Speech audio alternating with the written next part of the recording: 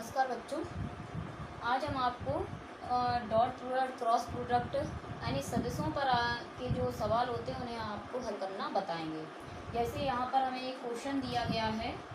जो क्वेश्चन हमें दिया जा रहा है वो है कि इसमें दिया गया है वेक्टर ए इक्वल दिया गया है 2i माइनस जे कैप प्लस 3 और वेक्टर बी बराबर दिया गया है -5i plus 4j minus 2k।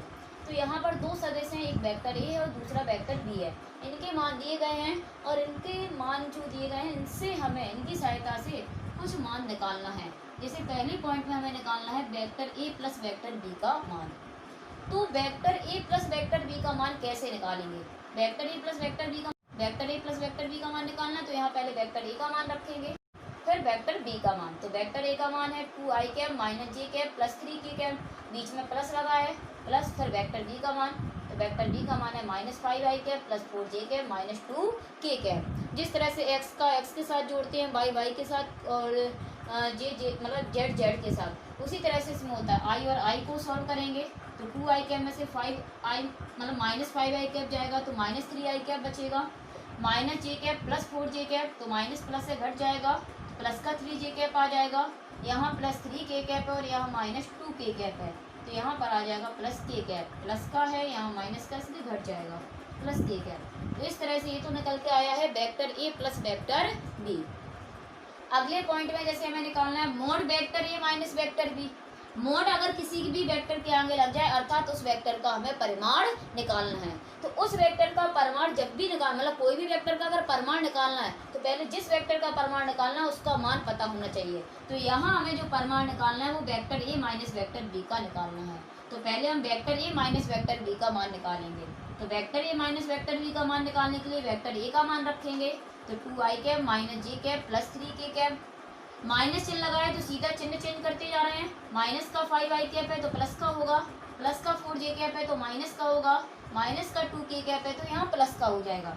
हल करेंगे तो i और i दोनों प्लस प्लस वाले ऐड हो जाएंगे, 7i माइनस जे माइनस 4j तो minus 5j minus minus add हो जाएगा, प्लस 3k और प्लस 2k तो 3 और 2 5, प्लस प्लस के ऐड हो जाएंगे, प्लस का 5k। तो यहाँ से निकल के आया ये vector A minus vector B. अब इस vector A minus vector B का हमें परिमाण निकालना है, नहीं मोड निकालना है। मोड का मतलब उस वेक्टर का परिमाण। तो हमने आप लोगों को पहले भी एक फॉर्मूला बताया है इससे पहले कि कोई भी वेक्टर अगर a i cap plus b j cap plus c k cap में दिया जाता है, इस रूप में दिया जाए, तो उस वेक्टर के परिमाण निकालने के लिए सीधा फॉर्मूला होता है root a square plus b square plus c square. यानी अगर कोई vector a i cap plus b j cap plus c k cap के रूप में है तो उसके लिए फॉर्मूला हो जाता है a square plus b square plus c square. तो यहाँ पर हम देखेंगे तो सीधा डायरेक्ट फॉर्मूला लगाएंगे।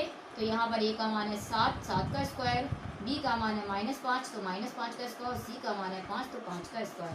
जब सबको जब हल कर देंगे तो आ जाएगा रूट 99। तो यहाँ से इस तरह से हमने mod vector A minus vector B निकाल दिया।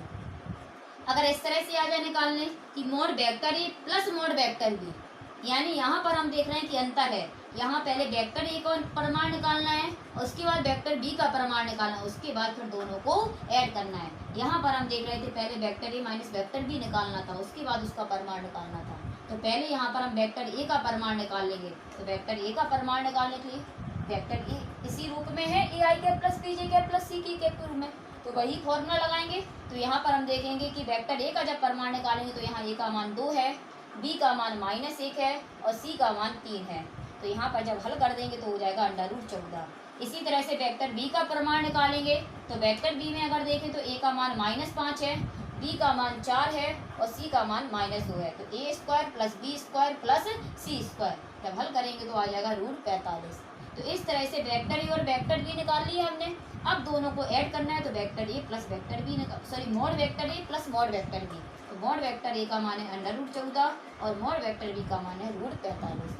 तो इस तरह से हम कोई भी वेक्टर का मोड निकाल सकते हैं। जिस वेक्टर का मोड निकालना है पहले उस वेक्टर को निकालेंगे, उसके बाद उस वेक्टर का मोड निकाल देंगे, यानी उस वेक्टर का परिमाण निकालेंगे। और वेक्टर जब a i cap plus b j cap plus c k cap के रूप में होता है तो परिमाण निकालने के लिए फॉर्मूला लगा देते हैं हम root a square plus b square plus c square.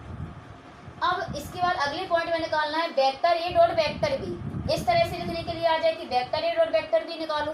तो निकाल देंगे हम सीधा ऐसे ही। या आ जाए वेक्टर ए और वेक्टर बी का अदिश गुणन निकालो, तो अदिश गुणन को भी हम डॉट प्रोडक्ट बोलते हैं। या आ जाए वेक्टर ए और वेक्टर बी का स्केलर गुणन निकालो, तब भी हमें डॉट प्रोडक्ट निकालना है।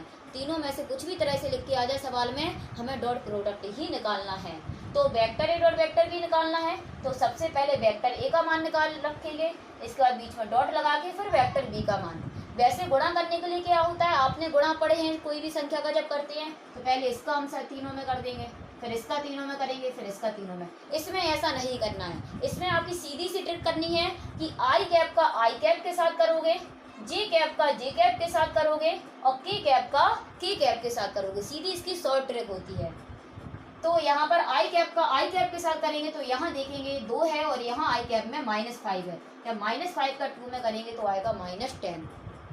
जे कैप का जे कैप के साथ करेंगे तो यहाँ जे कैप में -1 है और यहाँ पर 4 है, तो 4 का 1 में कर देंगे तो आ जाएगा 4 माइनस का आएगा। के कैप का के कैप के साथ करेंगे तो यहाँ 3 है और यहाँ 2 है, तो 3 दूनी 6, प्लस और माइनस तो माइनस हो जाएगा, सबको ऐड कर देंगे तो आ जाएगा -20। तो इस तरह से हम डॉट प्रोडक्ट निकालते हैं। तो आया होगा समझ में डॉट प्रोडक्ट निकालना। डॉट प्रोडक्ट के लिए सीधी कंडीशन होती है कि आई कैप का आई कैप के साथ करो, जे कैप का जे कैप के साथ करो, और के कैप का के कैप के साथ कर दो। सीधी इसकी शॉर्ट ट्रिक। लेकिन यदि हमें वेक्टर ए और वेक्टर बी का क्रॉस प्रोडक्ट निकालना है, क्रॉस का मतलब होता है उसका सदिश गुणन निकालना है या वेक्टर गुणन निकालना है, तो उसके लिए थोड़ा सा तरीका अलग होता है। दोनों ही गुणन है, ये अदिश गुणन है और ये सदिश है, तो दोनों के तरीके अलग अलग होते हैं। सदिश गुणन करने के लिए हमने जैसे वज्र गुणनखंड विधि पढ़ी है, उससे हल करते हैं सारणी बनाकर। तो सबसे पहले एक सारणी बनाएंगे, आई कैप जे कैप के कैप, इतना सबके लिए करोगे। एक सारणी बनाओगे, उसमें लिखोगे आई कैप जे कैप और के कैप। इतना करने के बाद यहाँ पर पहले वेक्टर ए में देखेंगे, आई कैप का जो मान होगा वो रखोगे, उसमें जे कैप का जितना मान होगा वो रख दोगे, और उसमें के कैप का मान जितना होगा वो रखोगे। तो यहाँ पर हम पहले सारणी बना देंगे, एक आई कैप जे कैप और के कैप। फिर इसके बाद इसमें वेक्टर ए में देखेंगे कि वेक्टर ए में आई कैप का मान 2 है, जे कैप का मान -1 है और के कैप का मान 3 है, इतना रख देंगे। उसके बाद वेक्टर बी वाले रख दोगे, तो वेक्टर बी में आई कैप का मान -5 है, जे कैप का मान 4 है और के कैप का मान -2 है, इतना मान रख दोगे। तो इस तरह के पहले तो हम सारणी एक बनाएंगे, आई कैप जे कैप के कैप, उसके बाद वेक्टर ए के में आई कैप जे कैप के कैप के मान, और फिर वेक्टर बी में जो आई और जे के मान होंगे वो रख देंगे। उसके बाद फिर एक सारणी बनाएंगे आई कैप, इस तरह की एक सारणी बनाएंगे, फिर माइनस जे कैप, फिर सारणी बनाएंगे, फिर के कैप, फिर एक सारणी, मतलब प्लस माइनस प्लस चिन्ह इस तरह का आता है, यहाँ प्लस यहाँ माइनस यहाँ प्लस, आई कैप जे कैप और के कैप। अब एक मान जो है वो हमने कैसे रखी, यहाँ आई कैप है, बस यहाँ जो पद होगा उसके मान छोड़ के बाकी के 2 पद रख देंगे। यहाँ हम देख रहे हैं आई कैप है, तो आई कैप के मान को हम दबा देंगे। जब आई कैप के मान को हम दबा देंगे तो देखेंगे कि यहाँ मान बचता है जे और के वाला, तो जे के मान है -1 और 4 और के मान है 3 और -2। अब हम देखेंगे यहाँ जे कैप है, तो जे कैप को दबा देंगे। जब जे कैप को दबा देंगे तो बचेगा आई और के, तो आई के मान है 2 और -5 और के का मान है 3 और -2। अब हम देखते हैं यहाँ के कैप है, तो के कैप के मान को दबा देंगे तो बचेगा केवल आई और जे। तो यहाँ देखेंगे आई का मान 2 -5 है और जे का मान है -1 और 4। इस तरह से यहाँ पर हम सभी मानों को रखते हैं, मतलब जो भी पद होगा उसके मान को छोड़कर बाकी के जो 2 बचेंगे उनके मानों को रखते जाएंगे। आई कैप है तो आई कैप को छोड़ के जे और के रख दिए, जे कैप है तो जे कैप के मान को छोड़ देंगे, आई और के रख देंगे, के कैप है तो के कैप के मान को छोड़ देंगे, आई और जे के रख देंगे। इसके बाद जब इस तरह की संख्याएं आ जाती हैं तो क्रॉस मल्टीपल करते हैं। तो क्रॉस मल्टीपल करने के लिए पहले इसका इसमें करेंगे, इसका इसमें करेंगे, फिर इसका इसमें करेंगे और चिन्ह बीच में माइनस लगाएंगे। 2 संख्याओं जब इसका इसमें करेंगे तो एक संख्या आएगी, फिर इसका इसमें करेंगे तो 2 संख्याओं के बीच में कोई चिन्ह तो होगा, तो वो चिन्ह बीच में माइनस का होता है।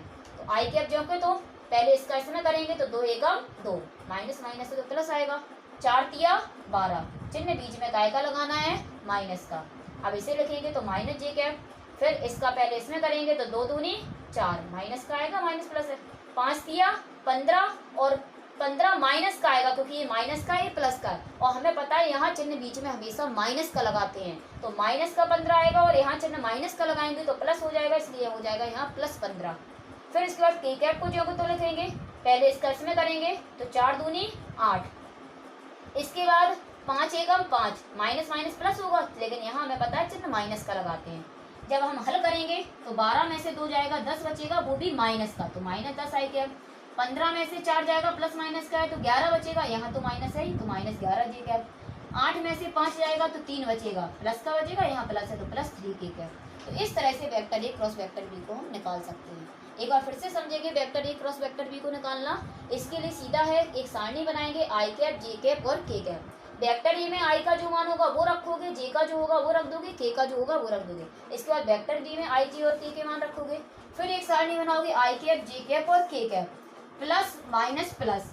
आई कैप है तो आई कैप के मान को छोड़कर बाकी के शेष 2 मान, जे कैप है तो जे कैप को छोड़कर बाकी के शेष 2 मान, यहाँ के कैप है तो के कैप को छोड़कर बाकी के शेष 2 मान। इसके बाद क्रॉस मल्टीपल करोगे तो पहले इसका इसमें करते हैं, फिर इसका इसमें, और चिन्ह बीच में माइनस का लगाते हैं। इतना सॉल्व करने के बाद vector A cross vector B का मान हम निकाल सकते हैं। यदि अगर ऐसा हो जाए कि mod vector A cross vector B निकालूं, तो हमने आपको बताया कभी भी मोड निकालने के लिए आए तो मोड मतलब उस वेक्टर का परिमाण निकालना है। तो पहले हमें जिस वेक्टर का मोड निकालना है पहले वो वेक्टर पता होना चाहिए। यहाँ हमें vector A cross vector B का मोड निकालना है, तो वो हम ऊपर निकाल चुके हैं। तो बस इसका परिमाण निकालने के लिए फॉर्मूला यही लगाएंगे, √a² + b² + c²। तो vector A cross vector B में हम देखते हैं ए का मान -10 है, बी का मान -11 है और सी का मान 3 है। जब हल करते हैं तो निकल के आता है √330। इस तरह से हम इन सारे सवालों को हल करते हैं।